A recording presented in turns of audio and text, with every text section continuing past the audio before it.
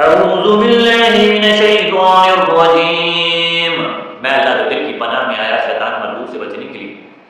بسم اللہ الرحمن الرحیم، سورۃ الفیل مکی۔ شروع اللہ کے نام سے جو سب پر مہربان بہت مہربان ہے۔ الم تر کیف فعل ربک باصحاب الفیل، کیا تم نے نہیں دیکھا کہ تمہارے پروردگار نے ہاتھی والوں کا ساتھ کیا معاملہ کیا؟ الم یجعل قیدہم فی تضلیل، کیا اس نے ان لوگوں کو ساری چالیں بیکار نہیں کر دی تھی؟